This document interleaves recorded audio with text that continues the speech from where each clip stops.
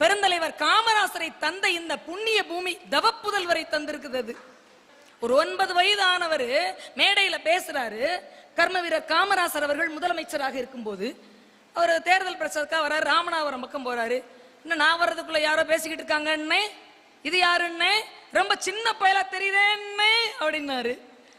நல்லா பேசுவாங்க, தலைவர் வர்ற வரைக்கும் கொஞ்ச நேரம் பேசட்டும், நாங்க தான் கூட்டு வந்தோம் மதுரையில இருந்து. மதுரையில இருந்து எப்படி வந்தான்? தனி கார். காசு? அடுத்த கேள்வி அதுதான். 9 வயசு பையனை காசு கொடுத்து கார் அமர்த்தி, எந்த காசு? கட்சி காசு. எங்க இருந்து வந்துச்சு? போகும்போது நான் கூட்டு போறேன்னு.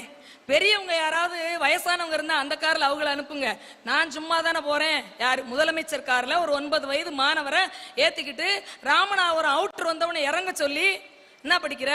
ஐயா இந்த மாதிரி 6ஆம் கிளாஸ் ஏதோ சொல்றாரு. இதே வேலையா திடுறேன், நல்லா பேசுறேன்னு மேடையில் ஏத்தி விடுறாங்க, கை தட்டுறாங்க. விட்டு பொலேர்னு ஒரு அறை. காமராஜருடைய கைகள் சாமுத்திரிகா லட்சணப்படி கீழே போட்ட முழங்கால தாண்டி விழும்.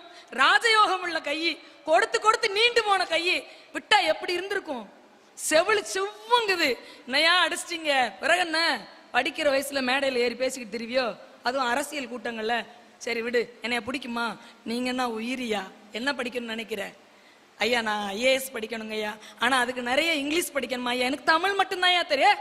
தமிழ்ல வடியப்பா. முதலில் ஈயாப்பா என்ற தேர்வை விருப்ப பாடம் தமிழிலே எடுத்து பாஸ் பண்ணது பாலகிருஷ்ணன் IAS அவர்கள் என்று சொன்னால், மலையிட பெயர்கள் என்ற ஒரு ஆய்வு என்ற நூலை தர முடியும் என்றால், ஒடியா என்ற மாநிலத்தினுடைய செயலராக இருக்க முடியும் என்று சொன்னால், இன்றும் நீர் மேலாண்மையும் ஆராய்வு நூல்களையும் தந்து கொண்டிருக்க முடியும் என்று சொன்னால், இந்த தனி வரலாறு, இந்த தலைவர்களுடைய வரலாறு